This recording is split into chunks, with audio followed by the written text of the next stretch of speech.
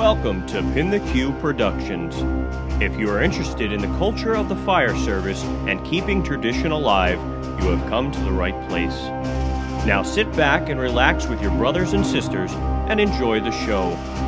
Be sure to like and subscribe on all social media platforms, Instagram, Facebook, and YouTube. For more information on Pin the Q Productions, visit www.pintheq.com.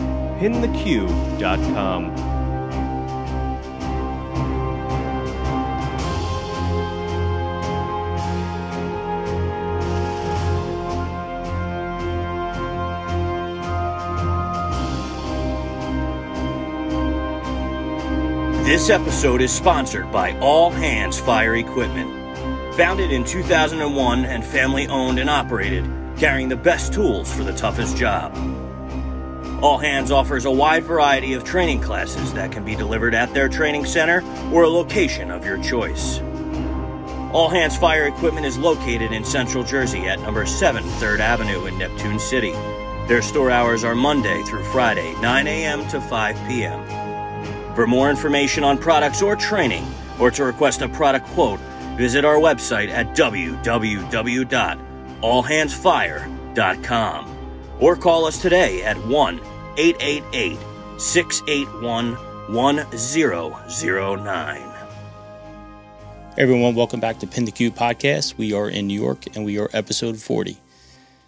Chief, welcome to the show. Thank you. Glad to be here. So we are in New York. Ray and I took a nice trip over some bridges, 2 bridges to be exact. But it's always a good time when we get out there and take these trips to New York. Last time we were out this way, it was Freeport. So we're very close to that, correct? Right, correct. So Chief, why don't you tell everybody who you are? Okay, my name is Don Hade.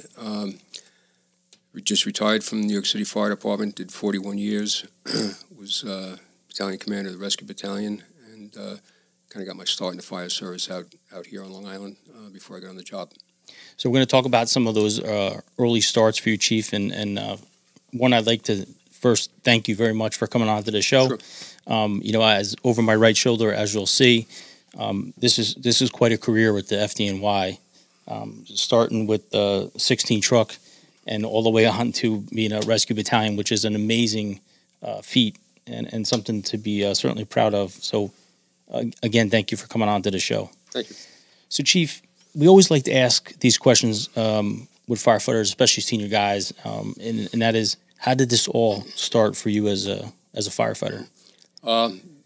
Where I grew up in a town about 5 miles from here, Uniondale, Long Island, and my grandfather was a founding member of the fire department out there in 1924.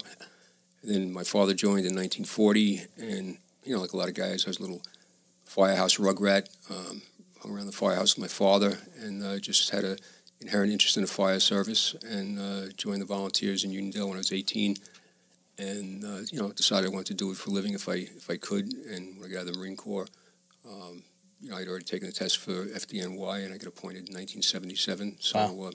Everything kind of worked out. When you look at the time that you have, and then we retired, how much different is the fire service from when you got on the job in FDNY? I mean, compared to what you're seeing now? I think whether it's the fire department, the Marine Corps, business, people look back on the past and they think, their generation was the best and whatnot. I think, to a certain extent, I see certain things I wish they would have remained the same, but I think they've made huge inroads as far as training, in-service training.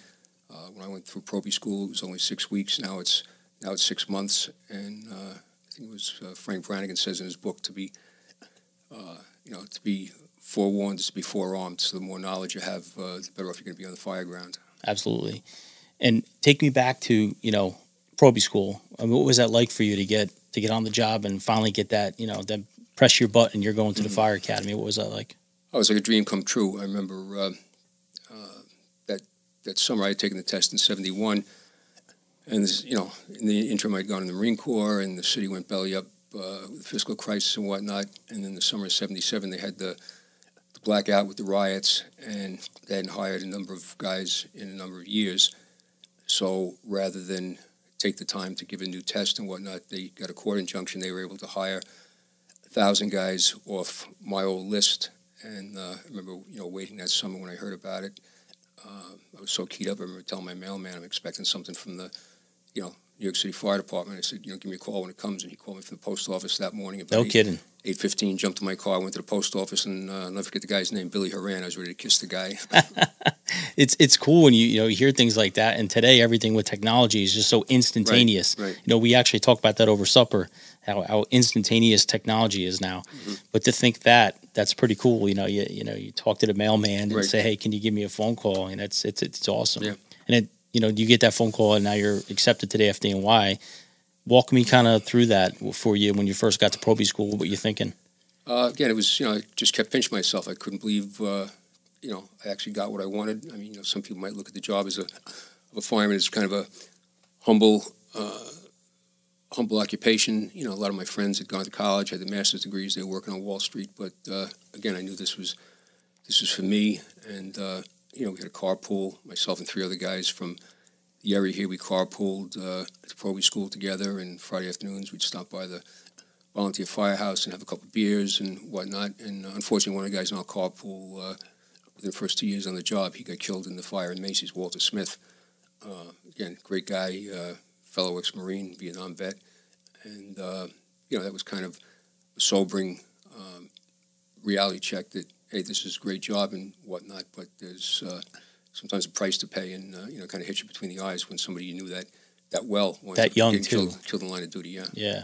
And, the thing about the job, and you just said it, which was great, was, it kind of steps you back a minute and take a look at what actually this is. Mm-hmm. It's so huge. It's Right. so much bigger than all of us. And I'm sorry to hear that you lost him. That's terrible. So after Proby School, your first assignment was 16 truck? Yeah, 16 truck on the Upper East Side.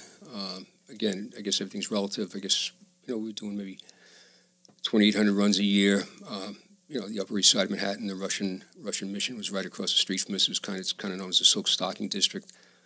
And, in the wintertime, I just remember it was, very busy up in Harlem, and pretty much every night we'd get relocated to either 26 truck or 40 truck and whatnot. And, even though I, enjoyed 16 truck and the guys down there, a lot of old timers, World War II vets was still working when I came on. I just wanted to go someplace a little bit busier, and just under a year, I put a paper in and transferred up to 26 truck up in Harlem. So, that was a great experience working up there, kind of tail end of the war years, and going to a lot of fires. Yeah, those days you guys were running on fires. Yeah, you were going to fires. Yeah. And it's a big difference from runs and fires. Exactly. So, walk me through what the culture was like in those days when you got on, like, even 16 truck. What was the culture like at the firehouse? What was it like? Again, training wasn't as amped up as it is today, and it was more or less, just kind of keep your ears open, your mouth shut, and you'll pick things up, which you did. And again, you had to learn. It was just much busier back then, and things weren't quite as formalized as they are now. I think it was more or less more of a fun fire department. Right. We didn't get bogged down in the minutia of today, but again, it's it's all necessary. Things evolve. That's why dinosaurs aren't around now. But yeah, it was just a great time. Plus, being young, single, not being an officer, you didn't have a care in the world. Just kind of follow the boss. I was fortunate to work with great officers up in 26 Truck: Bob Cantillo, Tom Kennedy, Jack Fanning, Jack Corcoran. It was like the 1927 New York Yankees. Just that's awesome. Murderers Row. They were just great officers. Do you remember your first job, Chief? My first job in 16 Truck was a cellar fire in a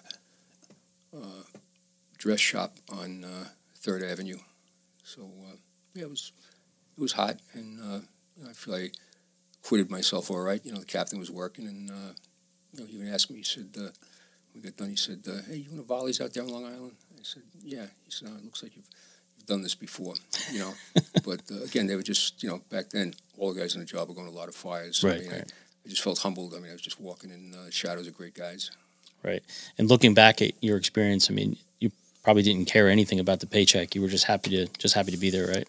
Oh yeah, I mean that was the, not joke about it, but I mean, you're doing it for volunteering all these years, and here you're getting adequate paycheck. Again, being single, didn't have too much responsibility as far as financial responsibilities. So yeah, it was just it's a great life.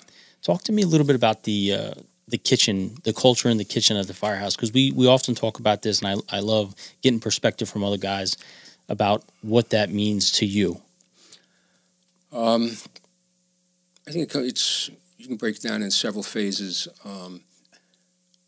Sometimes you have the group together. You're getting the meal prepared, and you're breaking each other's chops. And I mean, the humor is just beyond belief. I always said that would make a great TV show, just to put some cameras in the firehouse and listen to the. Can I say ball breaking? Yeah, of course. You can say whatever you want. Listen to the ball breaking and the jokes and the humor. I mean, you just laugh till you just about cry, and then you'd also critique fires. You talk about past fires, and it got a little more serious about positioning, and you picked up little tricks of the trade, and then you always had like that 2:00 in the morning discussion with another guy in the kitchen, just you and him, talking about something personal. Maybe he was going through something in his life or something with his family, or talking about religion or philosophy, and it was just great. Like I said, it was always something in the kitchen on different levels. Right.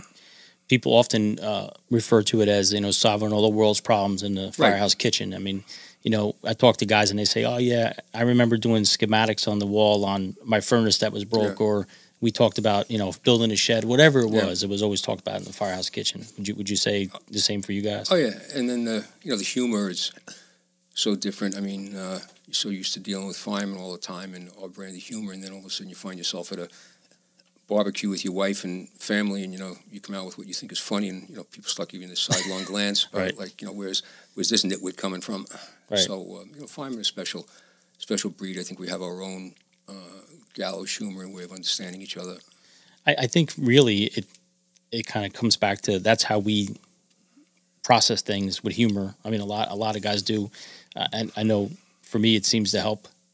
So you always find guys that like-minded individuals that have the same passion for the job, and it just automatically happens. You mesh well with firefighters. Like my youngest daughter, she's going to be taking her MCATs, try to get into medical school, and she was talking about watching the show on TV, Lenox Hill. It follows a few doctors and surgeons around, and she was just saying how it's amazing these people can go to, do brain surgery 1 minute, and they get done with that, removing a tumor from somebody's brain, and an hour later they're just sitting at a meeting like nothing happened. She goes, I don't know how they compartmentalize. I said, well, in some jobs you have to do that, and I think that's what we do. I mean, that's how you survive. Yeah, you go to a fire, you go to a person under a train, a space case, guys crushed and entrails hanging out and whatnot, and again, you feel horrible and whatnot, but you may have to do it again in another hour, so you go back to the firehouse and it's business as usual. Go back to getting dinner ready and breaking each other's balls, and again, not that you don't feel empathy and sorrow for the individual and their family, but again, you have a job to do, so you just get on with it. And I think that goes back to what I was saying as far as the humor aspect of it. I think that helps a lot of us process those things, Absolutely. And then that's what keeps us keep moving on and keep doing what we have to do, and that's a great point. So after 16 truck, you said you went to 26 truck. Yeah. And how different was the two houses for you? Again, the area, 16 truck was Upper East Side. Like I said, Russian Mission was there, Fifth Avenue, Jackie Onassis' apartment and things like that, Park Avenue, very, very, probably the most affluent part of New York City, and then going up to Harlem, it was different... like culture shock, different right? culture. Yeah. At the time, there were a lot of... heroin was still big, so, you had a lot of junkies, a lot of abandoned vehicles around, a lot of vacant building fires, so it was kind of like night and day. We used to say, like, 96th Street was like almost like the DMZ, north of 96th Street, things started to get a little sketchy as far as crime and the amount of fires and whatnot, so it was definitely a little bit different. What would you say was probably your most challenging experience being in that house during that time frame? I don't think there was any one thing. I think all the guys who worked there were great firemen. Like I said, I can't say enough about the bosses. I think it was just trying to stay on your toes. You certainly didn't want to let anybody down. Right. You know, you wanted to be part of what you thought was the greatest firehouse in the world. Like we always referred to, like Engine 58 and Ladder 26. Like rarely did we do anything. I can't recall us doing anything separately. You know, it was never like the engine's doing this and the truck is always like 58 and 26, 58 and 26. It was just That's awesome. we were a group. Yeah, you know, that's amazing. Yeah, and not every house is like that. every house has its own culture and whatnot. Just like, you know, you have different personalities, but every house has like its own little nuance to it. So tell me about, you know, you're a firefighter, you're a grunt, you're in the trenches with the guys, and you're developing these relationships and these lifelong friendships with your guys you work with. And tell me what it's like when you start to like think about that promotion. You want to talk about being a lieutenant. What was that like for you? Most of us at the time who had the same amount of time on the job, we were all studying, so it was, I think the idea that you were working in a good house, I felt like I learned a lot. I thought I could contribute, you know, leading guys, and, you know, there's also a little bit of good-natured competition. You know, the guys that you're working with, you're studying together. You know, we'd go to fire tech, and we'd have study groups and things like that, and, you know, you'd be in the kitchen getting the meal ready and bouncing questions off each other and whatnot. So, and plus I think anytime you study, you know, even if you have a bad day and you don't do well on a test, it just makes you better fireman, better firefighter. You know, gets you into the books, and like I said, you know, knowledge is what's gonna keep you alive out there. Did you, as a senior man in your career, did you try to push education a lot with the new members coming in? Yes and no. That's actually a very good question. I mean, I know a lot of guys, especially look back now in the rescue companies and squads. You know, one guy in particular, Bobby Thanis, he's in Rescue 3, just retired. He drove me for a couple of years, and as far as I was concerned, you know, he had as much right to be sitting on the right side of that car as I did. You know, just because the guy didn't study doesn't mean anything. I mean, there's a lot of super firemen out there full of knowledge. For whatever reason, they didn't want to put the time in, or they have a good side job, or they're just comfortable, you know, in the position as firefighter. You know, I would never harangue somebody to study. I'd always throw it out there and said, you know, it certainly wouldn't hurt. You know, you look at it pay-wise and pension-wise and whatnot. But again, what it boils down to is it's, you know, to each his own. Right. When you became lieutenant, talk to me a little bit about that experience for you. What was that like for you when you got promoted? Yeah, it was a little scary in the sense that I got promoted pretty young. I had maybe an average mark, I think, on the test, but I used my VETS points, and you know, I really didn't feel like there'd be a problem, you know, with fire-wise or anything. But you know, you were dealing with older guys, and I'll never forget when I was covering Brooklyn. You know, at the start of the tour, you'd have the riding list, and you'd always like match the names to the roster and just see how much time the guy had on the job and whatnot. I'll never forget, I was working 219 engine, and the guy driving me came on the job 3 months before I was born. Wow. You know, so that kind of humbles you, and you know, I think by and large, most guys in the fire department, they get the rank structure, and very rarely do you have to give a guy a direct order. It's usually, you know, hey, you know, when you get a chance, can you do this or whatever? It's kind of implied. But if you didn't have that attitude, I think that kind of humbles you when all of a sudden you realize, like, you know, you're the boss of a guy who's, you know, came on the job 3 months before you were born. And I think that could be challenging for anybody. Yeah. You know, especially starting out as a new boss, and then you're looking at a guy like you said. Right, and I think, you know, just you know, using common sense.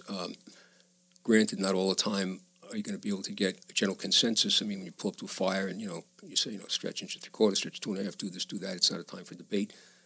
Certain things, it's not a bad idea, I think, as a leader, to go to your senior guy and, you know, say, hey, you know, what do you think about this? Or, you know, I was thinking about changing this on the apparatus. You know, what do you think? Again, you're the boss. We're still going to do it your way, I suppose. But it's always good to get the input. You know, he might know a way to build a better mousetrap, so to speak. And plus, it gives guys the ability, at least they feel like they were they were consulted, and at least they have a little control, maybe of their own destiny. Empowering your people is such a beautiful trait as a leader, Right. And being able to see that, that's Right. great. You know, you had the foresight in seeing that, and believe me, that paid dividends in your style's leadership, because they all recognize that. Mm-hmm. Any good firefighter knows that, you know, if the bosses are coming to you and asking for your input, it means something. Right. And for both sides, I think. So, you know, you're a lieutenant. You know, you're getting used to leading at the FDNY. I'm sure you've been to a bazillion fires, and each fire is different than the one before it. What was it like for you leading your crew as a lieutenant? You know, I think I always tried to make. I mean, I always tried to make the right decision, and you know, in the heat of the moment, you know, you make decisions. I think the important thing is after the fact. You know, I kind of say this with a little bit of pride.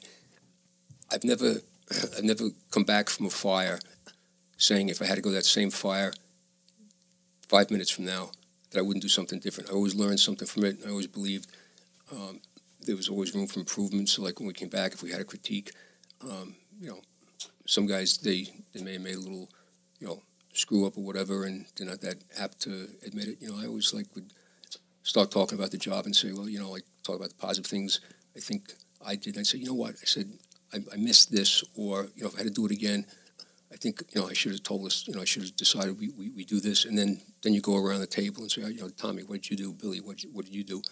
And this way, I think maybe the fact that you might have admitted that there's room for improvement on your part, you know, same thing with these guys. They would say, well, you know, maybe I could have done something a little bit different, or, you know, I'd rethink my operation. And how important is that debrief for you? I think it's huge. I mean, that's what we learn from. You know, you can read all the books you want and whatnot, and again, that's huge. That's super important. I mean, I encourage people to read, and you know, if I get a chance, I mean, I have like a 3 or 4 book reading list I'd like to throw out there to everybody. But there's no substitute for actually doing it. But unfortunately, what do they say? Experience is a good. Good judgment comes from experience. Experience comes from bad judgment. Right. You know. So yeah, that's a great. It's a great double-edged point. sword. Yeah, that's a great statement, actually. So, tell me a little bit about this journey, because you went from 147 to 111. What was that like as a boss? Yeah, again, 147 was a tiller company in Flatbush. They had a very big response area, and probably aside from high-rise office buildings, I mean, they had high-rise apartment houses, brownstones, frames, Queen Anne's. Taxpayers. You know, I was there in that house for about 6 years, and then a spot opened up in 111. Again, they were doing just a little bit more work. So you were chasing that work. Yeah, I guess you know we all do. It's like, you know, being a surfer. You know, you're chasing that elusive wave all the time. Right. 111 was doing a little bit more. You know, just like 147. 111 has a great reputation. They were like right in the, I think, thick of all the fire duty in Brooklyn at the time. You know, they were right by 123, Rescue 2, Ladder 102, and whatnot. But, you know, it was just something different. They were Tower Ladder. I had a few friends who worked there. So I put in for the company, got it, and spent 6 years there, and had a great time. Went to a lot of fires, and worked with a lot of crazy guys, and, you know. So we talked a little bit off camera about, you know, the humor at the firehouse and some of the characters we have. Can you recall, you know, some of these guys and some of the funny things that happened throughout your career? The things we can talk about. Yeah, I have to give that some thought. Stuff that we can talk about. They were just I mean, funny guys. I mean, go back from a job, we would critique it. You know, things we did off duty. You know, fishing trips and whatnot. I mean, it was just, again, you know, crazy, over the top stuff. You know, one of the things you could talk about to our guests, you know, we have a lot of interestingly enough, we have a lot of non-firefighters that watch the show because they're just so interested in the job or the culture. And one of the questions I often get is the relationships that are built at the firehouse, because it is a job, it's a career, Right. you know. So it's interesting the paradox, if you will, you know, because you're firefighters and you're working, but you're always doing stuff off duty. Right. People are always together, like you just said, the fishing trips. I mean, that was a common occurrence, right? Right.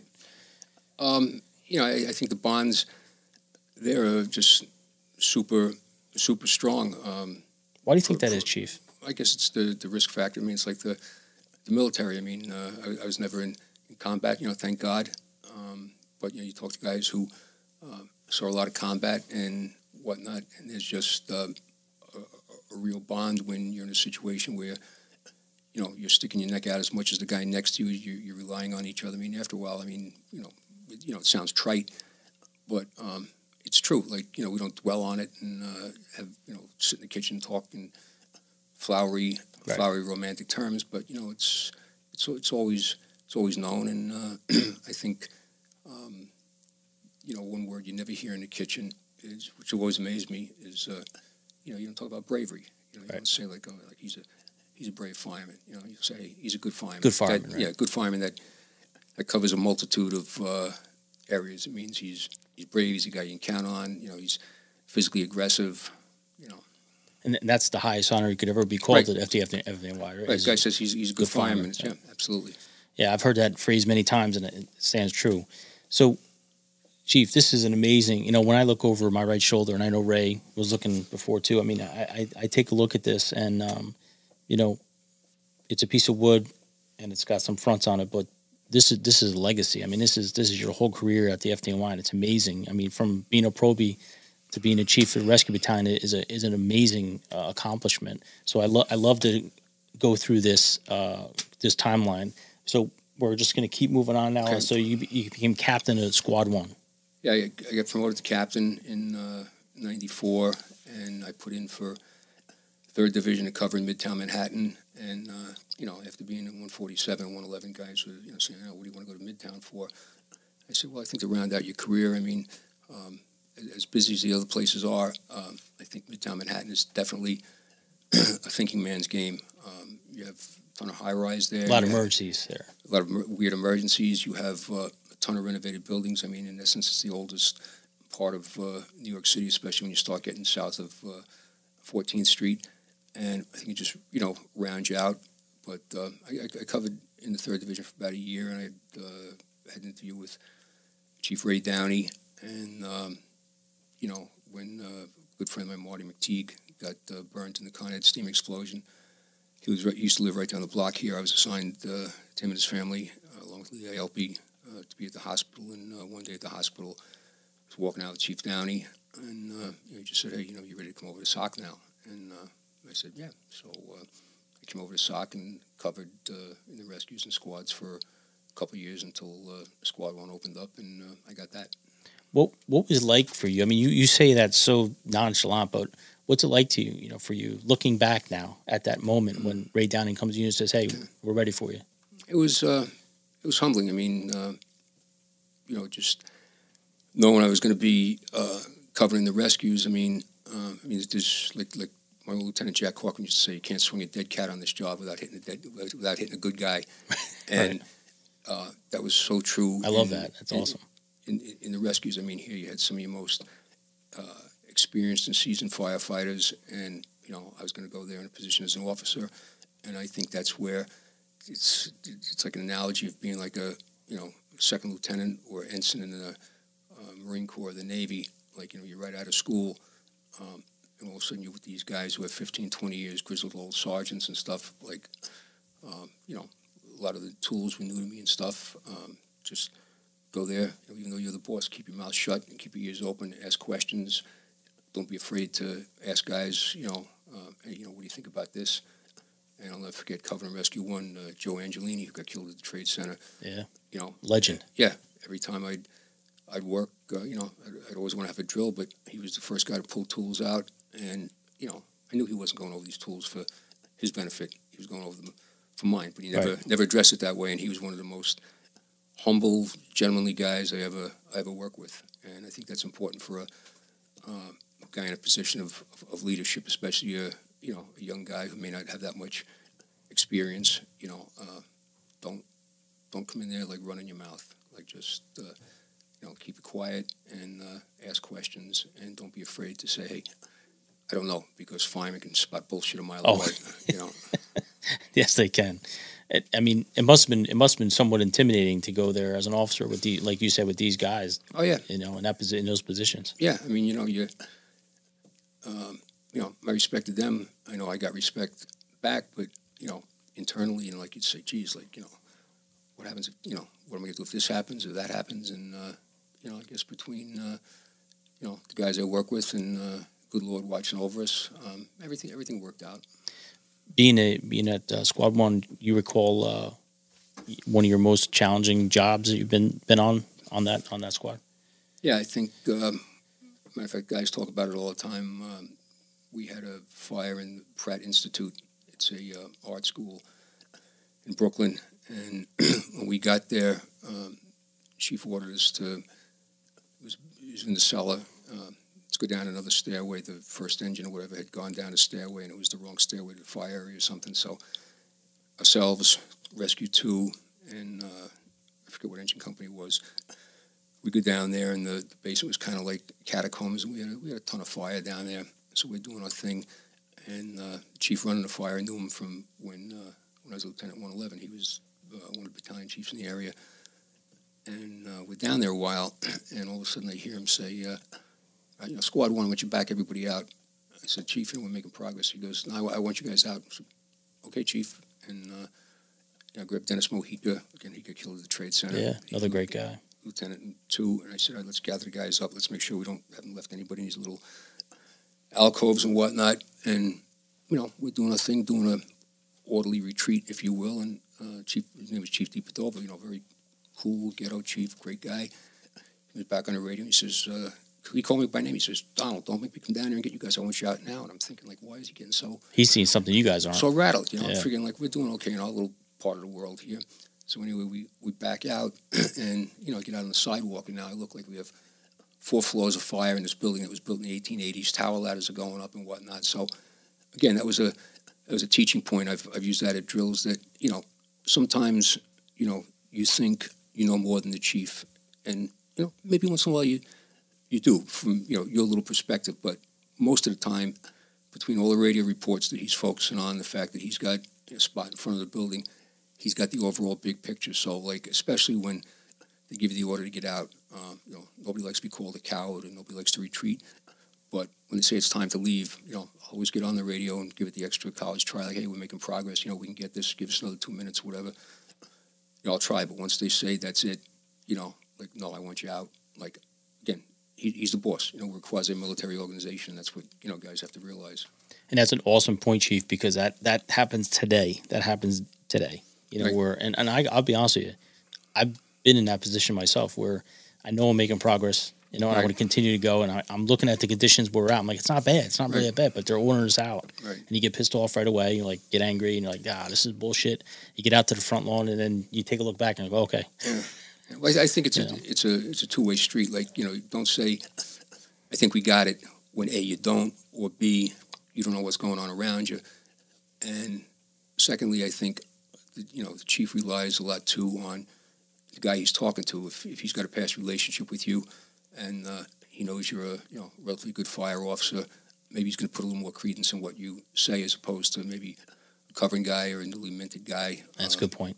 So, and at the end of the day, the guy with the most stripes wins. So, somebody's going to be running the show, and we have to follow orders whether we like them or not. Was it being a captain in a squad a big deal for you, looking back? Oh, yeah. I mean, it was one of the units in special operations. We used to have a lot of good-natured kidding between, rescues and squads. Like, they'd call us the JV and all the rest of this. But especially now since, we have our rescue school at Randall's Island. Like, everybody who comes into the rescues or squads receives the same training. The only thing the guys in the squads aren't divers. Okay. But, yeah, I mean, everybody has pretty much the same desire. Granted, it's a different apparatus, and the guys to go to rescues, they tend to have maybe a little more time on the job. But, right. Other than that, I mean, most part got along like one big happy family. So tell me what happens next. I mean, what happens after that? Because now you're chief. I got promoted in 2000, and I forget what acronym we had for ourselves, but we were like the bottom of the list trash, you know. So about 21 of us got promoted, and the list died. So I guess they over-promoted. So only a couple of guys went to the field, and like about 18 of us went down to headquarters for a year to do admin stuff, which, you know, again, Sounds like that's not something you want to do at all. no, it was like a death sentence. But they had a civilian at the time who was overseeing the training, and they had all the department heads come in and speak to us our first day. And I said, well, I'm into training and whatnot. And I figured, well, let me go talk to this guy, see if I can work under him for a year, as opposed to like walking around Randall's Island with a clipboard counting garbage cans. So, you know, I worked for him and learned a lot of the inner workings of the department. And then we had a mentor program in September of 2001. I was working with another chief. It was almost like a ride along from newly minted chief in the 9th Battalion and 7th Battalion. And then 9/11 happened, and kind of the playbook went out the window. So I was assigned down there for a few months, and myself, Tommy Richardson, who's now chief operations, being that we were former squad captains, 4 out of the 5 SOC chiefs got killed at the Trade Center. So we got drafted / volunteered to come back into special operations, and I guess I was there for about 6 months. On paper, I was assigned to the 3/8 Battalion, but after a while, you know, after 6 months, John Norman was running the show, so I asked him, I said, look, I said, I'm assigned to the 3/8. I said, do you want me to stay here, or if not, I'll go back to 3/8. And, you know, I was honored. John said, no, I'd like you to stay. So I did, and stayed in the rescue battalion until I retired. What was that like for you when they're like, you're rescue battalion? Tell me what that was like for you. It's a huge accomplishment, Chief. It's huge. A lot of running around. There's only one rescue battalion, so I mean, sometimes you were chasing your tail, going to bricks falling off a building, or this, that, and the other thing. You know, trying to make it through all 5 boroughs. But you know, we responded to second alarms and greater, and then any type of emergency. So you got to go to a lot of weird things, dive jobs, people into trains, building collapses, and whatnot. Plus the second alarm. So you got to see a big cross section of the city, and sometimes got challenged with you know, some weird emergencies where there really was no playbook for. And plus being in the rescue battalion, you know, you had the rescues and the squads all under your command, which you know, you couldn't ask for a greater bunch of guys. What do you remember one incident that you recall being a rescue battalion that stands out? Yeah, absolutely. A construction worker was working in the 2nd Avenue subway, and it was all mucky and stuff down there. This was at night, and somehow he got stuck in the mud, and it was like quicksand by the time we got there. And again, it took us forever to go like 50 yards. I mean, you were coming out of your boots and everything, and this guy was just sinking lower and lower, and there was water filling up. I mean, we had brought an SCBA over there to get it on his face. Guys are trying to dig him out by hand. We're trying to get ropes around him, mechanical advantages. And when were you ever trained on that? Well, we weren't. Exactly. You know, that's the crazy part about that job. Yeah. Right? Yeah. So it was kind of, I remember that was probably the only time in my life on the job. I'm standing there, and I consciously started saying Hail Marys, because I'm saying, like, I don't know what we're going to do at this point. I mean, we're trying everything. You know, is this guy going to die right in front of us? And it was a combination of, and again, everybody contributed something. There was a small, like, backhoe down there, but again, you know, when guys are trapped in the dirt, you don't want to use power machinery. One of the guys says, look, he says, I can get this thing operated, and we can dig like a little trench next to the guy to have the water run off and muck come. I said, fine, start that. And then Steve Garrity, who was in the rescue battalion, he showed up at the scene, and the Con Ed vac truck that we would normally use there, originally the operator said, I'm too far down, I'm not going to get enough suction to help you guys. And we were a good ways into this operation, probably an hour and a half. And Steve Garrity approached me about that, and I said, the operator said, it's not going to suck. He said, well, he said, let me go up there and, you know, see if we can't get the hoses down here, we'll try. So it was a combination of, like, digging a trench with the power equipment, the vac truck, guys digging with their hands, a few Hail Marys, and eventually we got the guy out. But wow. It was, I mean, it was probably 200 people involved in it.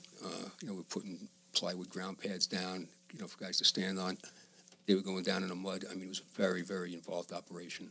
Looking back at that, after the job was over, we just like relieved him. And what was the conversation like back after that?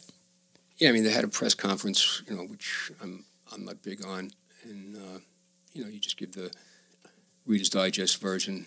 But I just couldn't think enough about the guys. I mean, nobody lost it down. We actually had a couple guys hurt that were digging right next to the guy, and their legs were being bent under them, pulled and ripped tendons and whatnot. But again, everybody, kept their cool, kept offering suggestions and whatnot, and it was just it was a great group effort. Would you say that was a proud moment for you as a boss? Yeah, but again, not personally a proud moment. I mean, to see what you saw. Yeah, proud right. to be part of the New York City Fire Department, right, and to see what these guys did collectively. Yeah, and that's.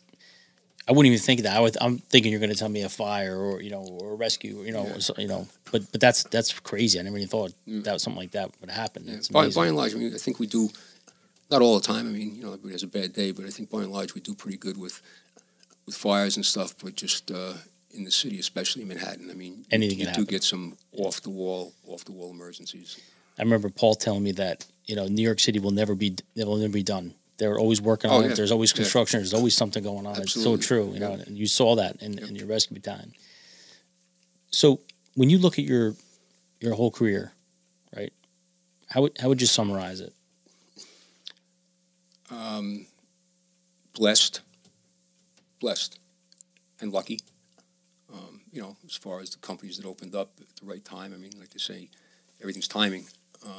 But I think blessed. I mean, not many people get to decide at 4 years old. I want to be a fireman. I want to be an astronaut. I want to do this, and have it come to fruition. And I got my wish.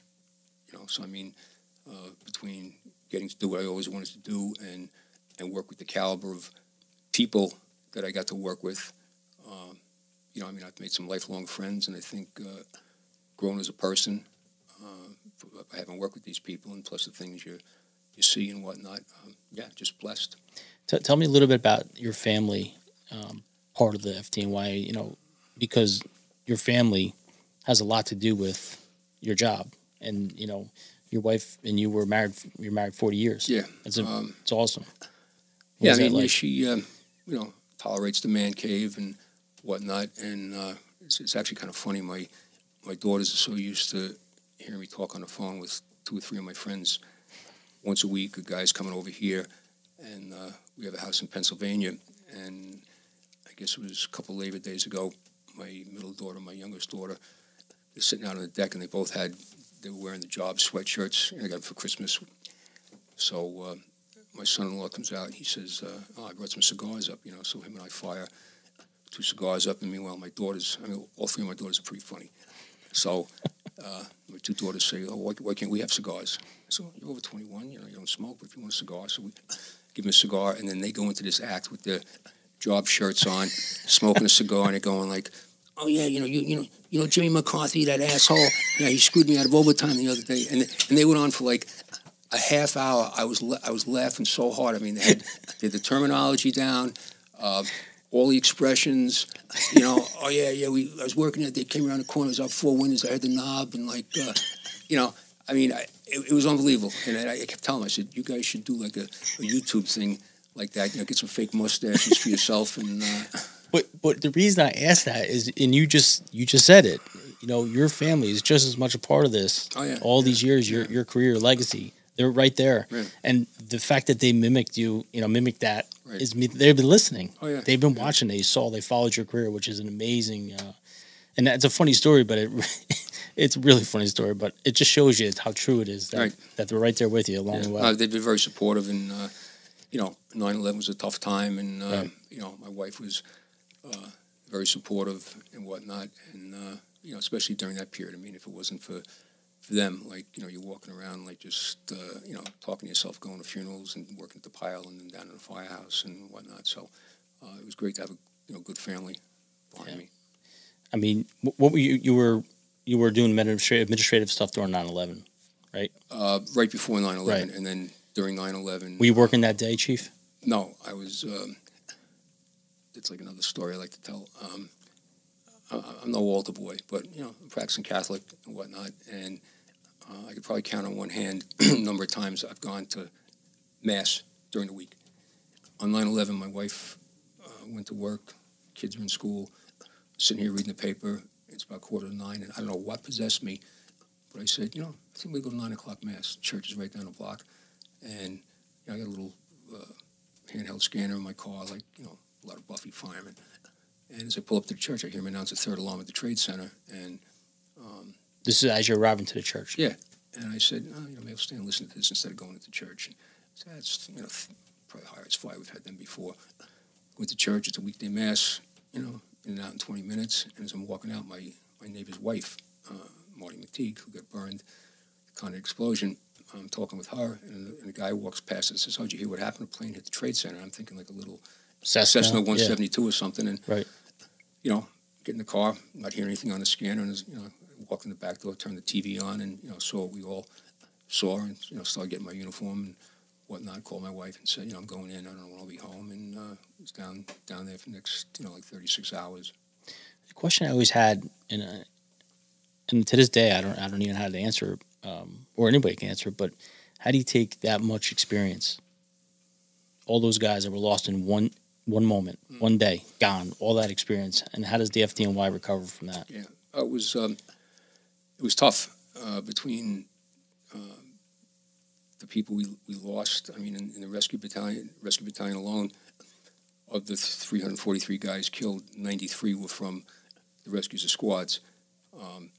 The experience level was huge, and then within a year and a half, 2 years after that, a lot of guys were just getting out because they had their numbers were up as far as overtime and having over 20 and stuff.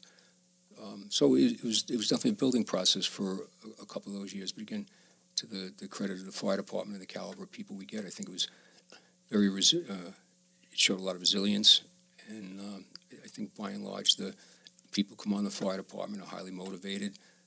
They know what they're signing up for, and again, the guys that came on after 9/11, I give them a lot of credit, because I mean that was really the where the rubber met the road. Losing that many guys, and you just take a look at the fire service in general in the country. There was a real uptick in the number of people who wanted to join, like the volunteer fire service and everything. And again, I think even there, like, people thought it was just a matter of like putting the gear on and wearing a T-shirt. Like you said, everyone wants to be a fireman until it's time to do fireman shit. So true, Chief. It was an absolute honor to talk with you. It was cool to watch and listen to this amazing journey.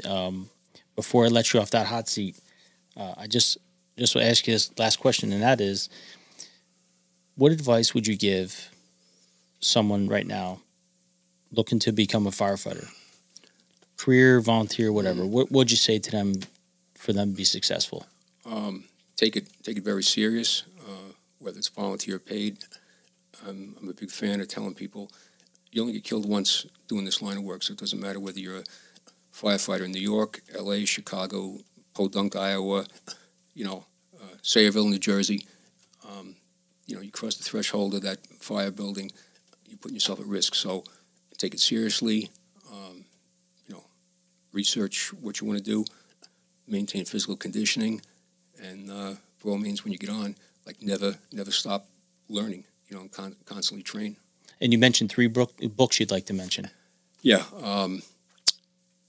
Frank Brannigan's book, Building Construction for the Fire Service, Vinnie Dunn's book, Collapse of Burning Buildings, and John Norman's book, Handbook for the Fire Officer's Handbook for the Fire Service.